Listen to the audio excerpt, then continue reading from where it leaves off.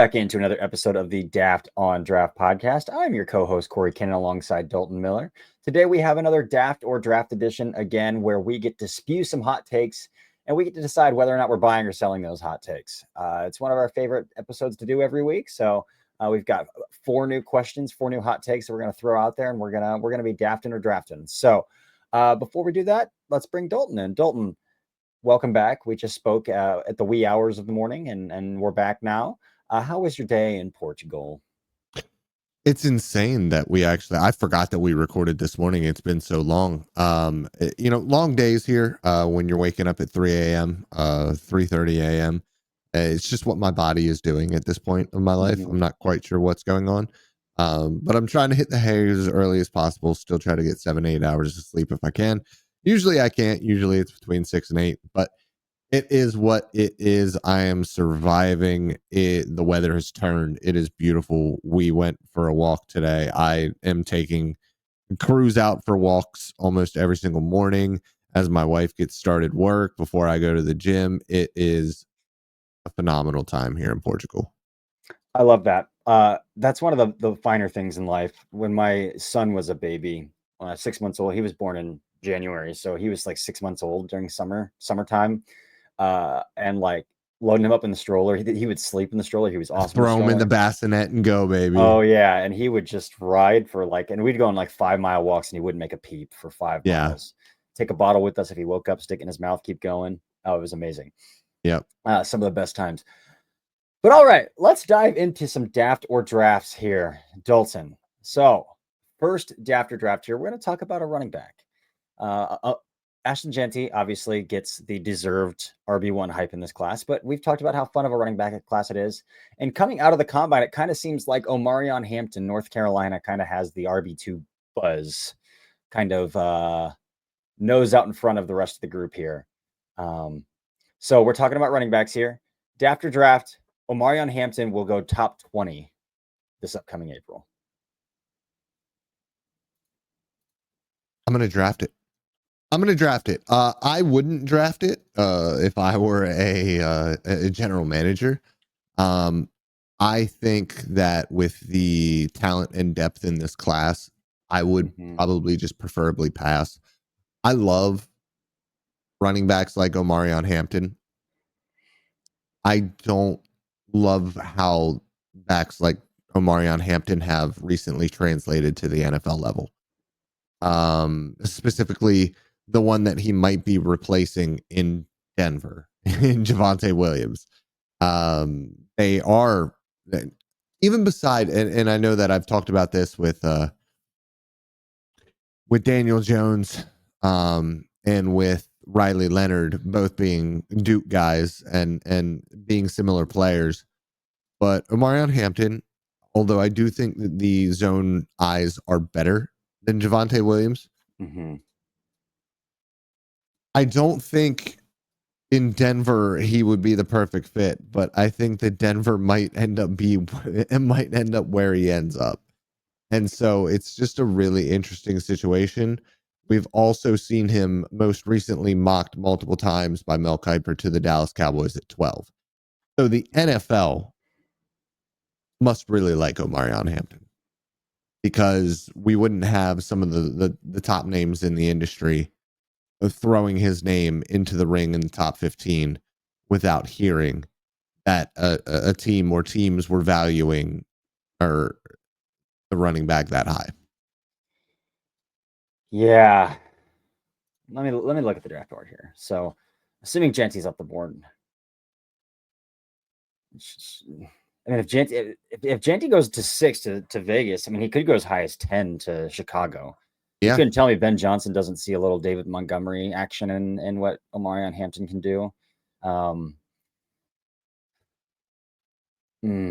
Dallas, he's got way more juice than David Montgomery too. Oh yeah, for sure. I mean, I don't think Arizona at 16 would be in play for running back, but James Conner's, they just drafted Trey Benson last year. They wouldn't be in play. Cincinnati could be in play, although they have Chase Brown who went over 1,000 last year, and they kind of like. I don't think Denver's the fit, though. I really don't. I don't think they're the fit, but I can't see how Sean Payton would want to run it with Omarion Hampton over a guy like Caleb Johnson or even Trey Henderson, to be honest. Just scheme wise. But that being said, I mean, there's a lot of fits. Like Chicago feels like Genty's floor. If Genty's gone, they probably go defensive. Oh man, this is tough. And they could go defensive end really easily at 10. I really don't think Dallas takes a running back. What about Miami? No. That would be bold of Miami to take a running back. It would be bold, but you might also turn around and hand him the ball 250 times so your quarterback doesn't take another head injury. Yeah. Because let's take a look at their running backs over the years, or San Francisco's running backs over the years with Mike McDaniel. How many of them are 205 pounds, 195 pounds, run a 4.3 and get hurt every 3 games? All of them. All of them. But that makes me think that they won't take Hampton because he's not like them. He's not but a typical. They might have to change guy. up. They might have to change up the. To me, that's like formula. A Trey Henderson day 2 guy would be perfect for that running back room for them. Oh, for sure. But yeah, I'm gonna daft this, man. I'm gonna daft this. Chicago at 10 really does kind of glare at me a little bit, assuming Genty's off the board. 2 running backs in the top 10 though hasn't happened in a very long time. I would not count out the Cowboys at 12 either. Really? Pairing him and Javonte would be really funny. It would be. That'd be very funny. I'm going to go ahead and daft it. I mean, when we're talking about running backs 2 in the same first round, the last time it happened was Bijan and Jameer, and both those guys offer so much out of the backfield as receivers, and I don't think that's something that Omarion has in his skill set. Etienne was the same way. Najee Harris was the same way. All those guys were good receivers out of college. Oh, no. I think Hampton and Etienne are very similar when it comes to receiving ability. So? I actually think Hampton's better as a receiver. I mean, than Etienne didn't have good hands. Yeah. But Etienne went back end. He went like top 25. He went like 25 or something like that to Jacksonville then, right? Yeah. I mean, I personally, I think Hampton's better than Etienne was, but yeah, I just wasn't a huge fan of him. No. I'm still going to daft it, man. I'm still going to daft it. All right. I guess how deep the running back class is. Like, for me, this is kind of where I'm at. Like, DJ Giddens in this class is running back 6 for me, running back 5 for me in that range. And I think that guy's a pretty solid, like, round 3 running back. I don't think the needle moves much from Hampton to Giddens. 2 rounds different, like to be a 2-round gap there. Like, I really don't. And so I can't, I mean, I kind of have that feeling about, not that I don't value running backs, but I kind of feel like that, like all running backs are pretty scheme specific and like pretty scheme dependent. Now, Genty is a different beast where like he's a bowling ball and he crashes through contact and his contact balance does allow him to overcome some other deficiencies along the offense that he faced at Boise State. But yeah, I'm going to daft it. Again, it could be 20 at Denver. Could be 21 at Pittsburgh. They love drafting running backs. It could be 22 at LA, but I think like a more gap scheme oriented team would be a better fit, like LA.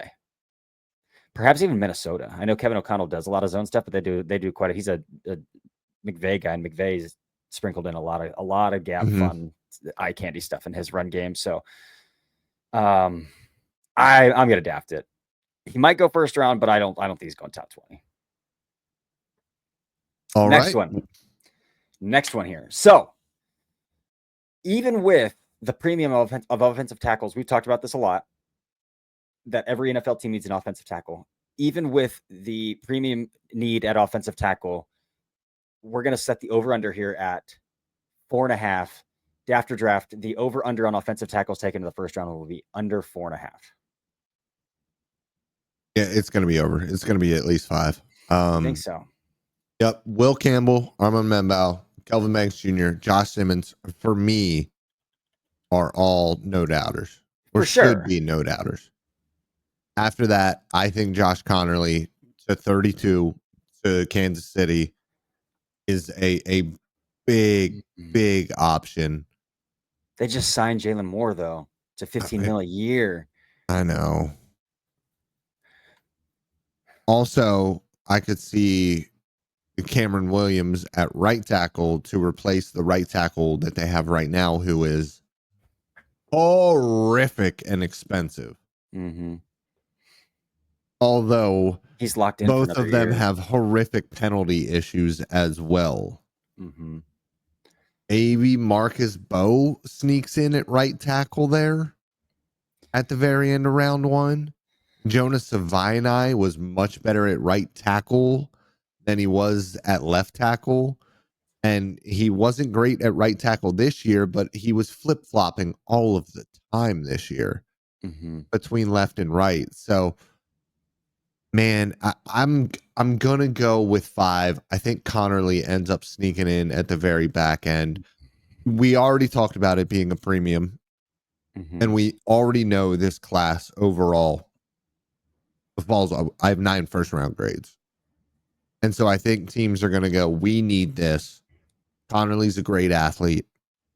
Let's go and go after it and try it out. Mm-hmm. I'm going to daft this one too. I do think we're only going to see 4. I think we're going to see the 4 you mentioned: Banks, Campbell, Membao, Simmons. Interesting. The reason I say that is because I'm looking at the amount of money in free agency that was spent on offensive tackle. And to me, that says teams are trying to get ahead of it, ahead of the draft. Like, to me, 29 at Washington was a glaring, like, they could take a right tackle. They just traded for Laramie Tunsil. Kansas City signed Jalen Moore. And again, that Jalen Moore contract is a pseudo 1-year deal. So, like, they could get out of it after a year. So they could draft for the future there. And Jawan Taylor is going to be out after the season as well. So, like, there's definitely, if you're drafting for the future and you want to sit a guy and maybe play him at swing to start his career, like, yeah, I think Kansas City is still a solid option. Honestly, Jalen Moore at $15 million, like, that's not enough money where you could tell me, like, oh, that could be a swing tackle. I'd probably believe you a little bit too. Yeah. It's an expensive swing tackle, but looking at how much offensive tackles are making, like, you could tell me they could draft Josh Connerly and then they just play Jalen Moore at swing. And I'd be pretty okay with that. Or they just start Jalen Moore for a year and let Connerly develop. Yep. As the swing.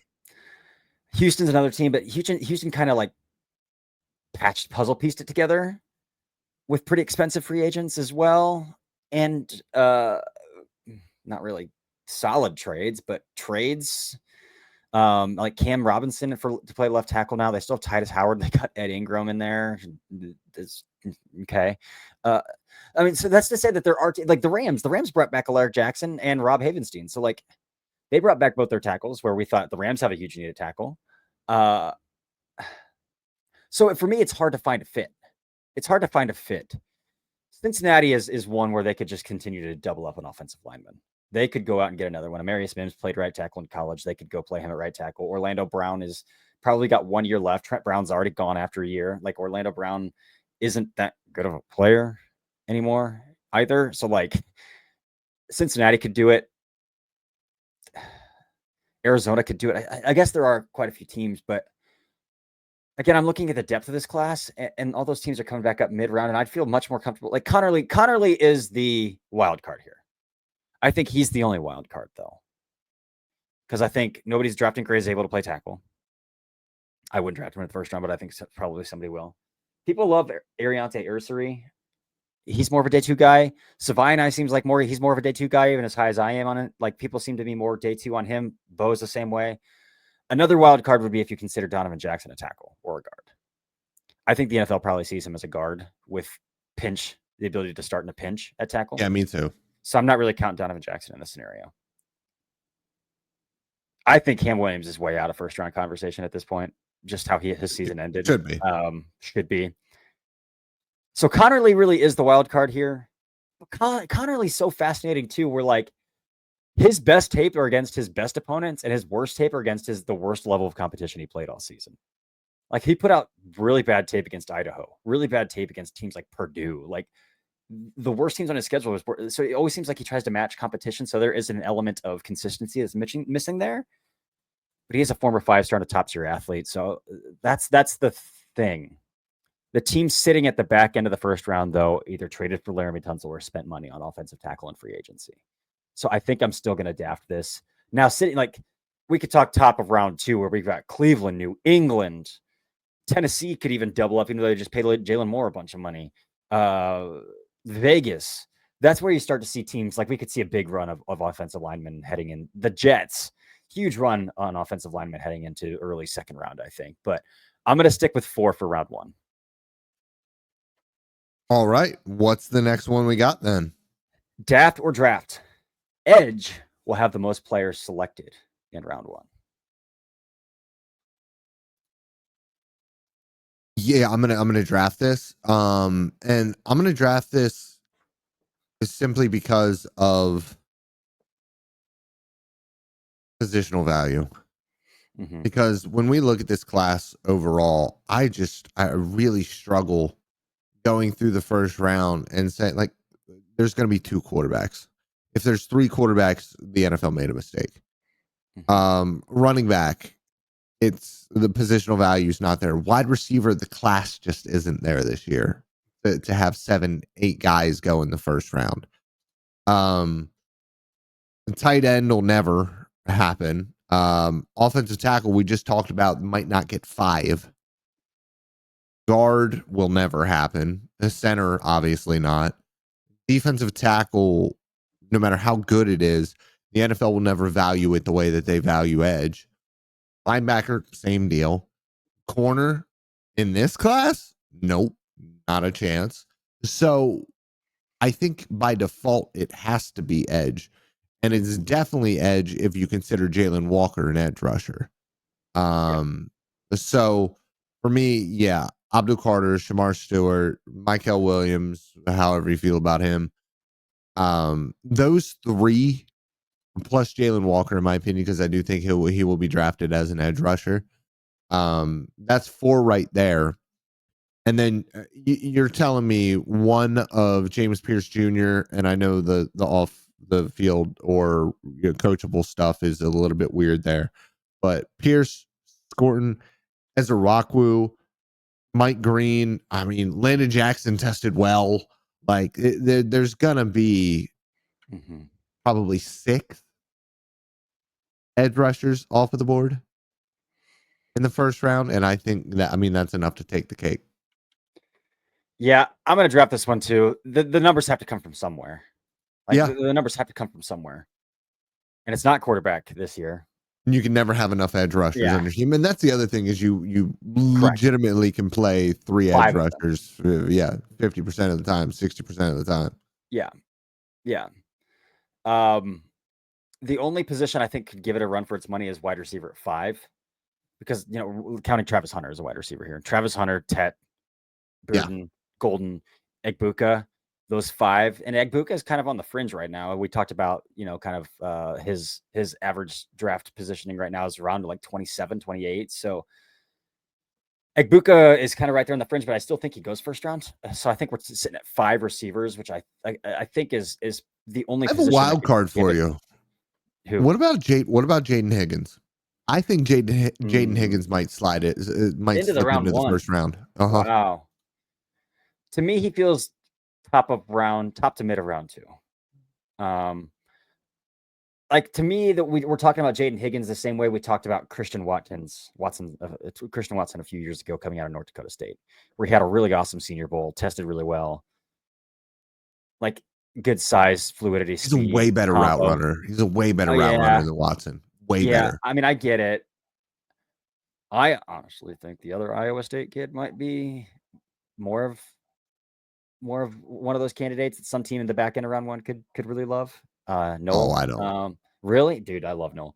No. I know. I like Noel, but I'm saying I don't see the NFL liking Noel nearly as much as they like Higgins. I don't think Higgins is sliding in.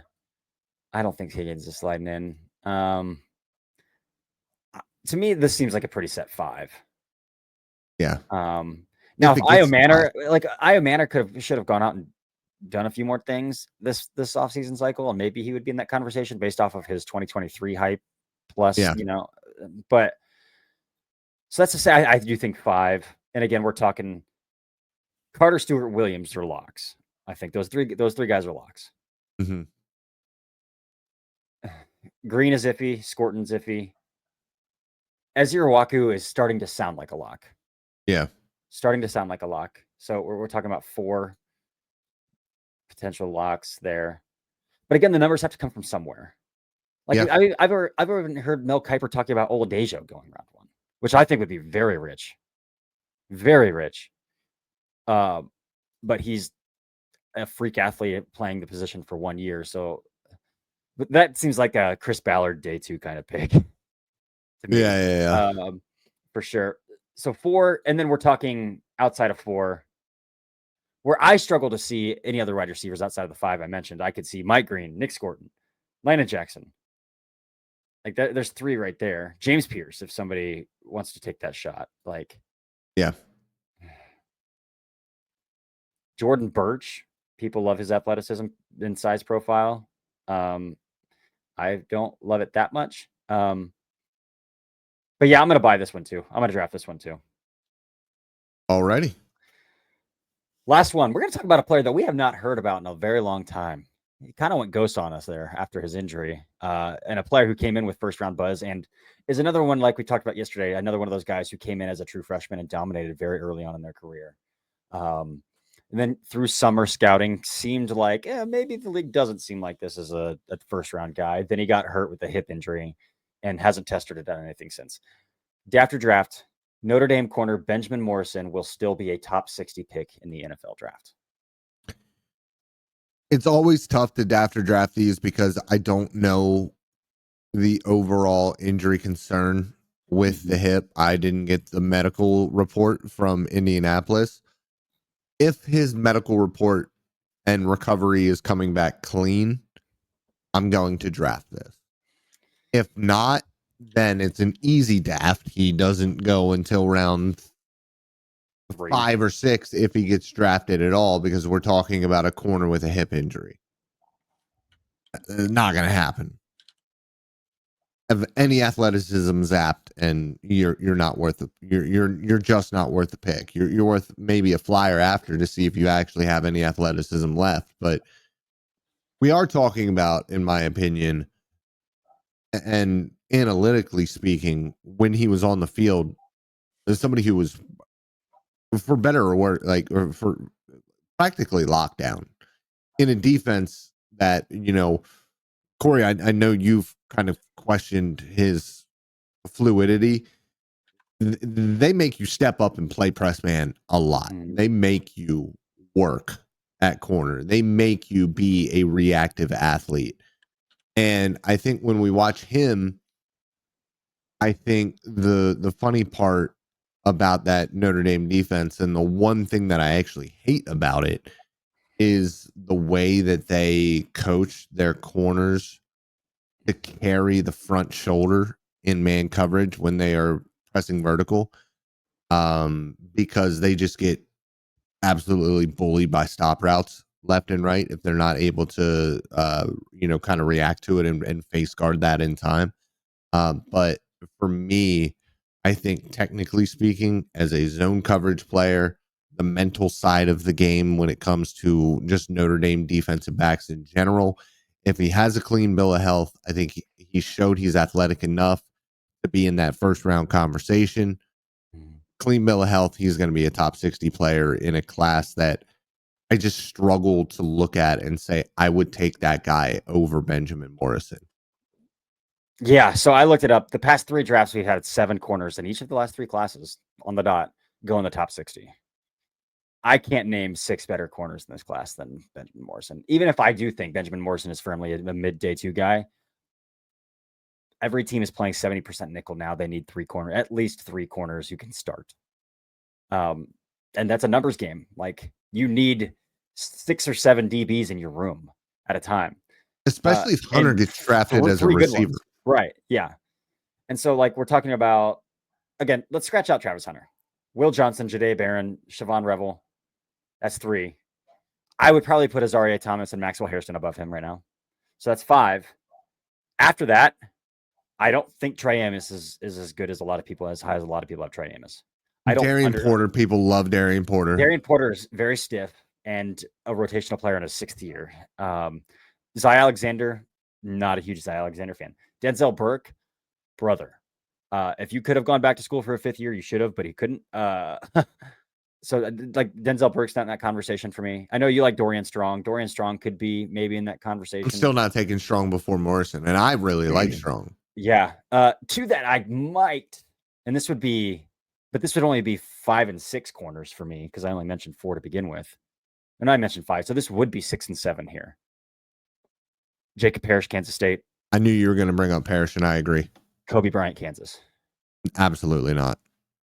They won't I know you do don't it. like the 170. No, the NFL won't do it. They drafted Emmanuel Forbes in the first round. Yeah, but Forbes ran a 4.33. Yeah, Kobe ran a 4.5. Yeah. He's undersized and slow. Yeah. Okay, one more, though. Quincy Riley. He's like 27. No, he's not. He's like 23. That's still old. He's still a 6-year guy. He's 23. He turns 24. Okay, he'll be a 24-year-old rookie. Okay, you're right. He's a little old.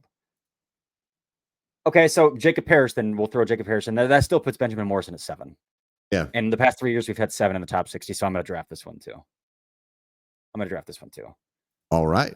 I don't think we're talking any other corners that could potentially come up there. So, yep.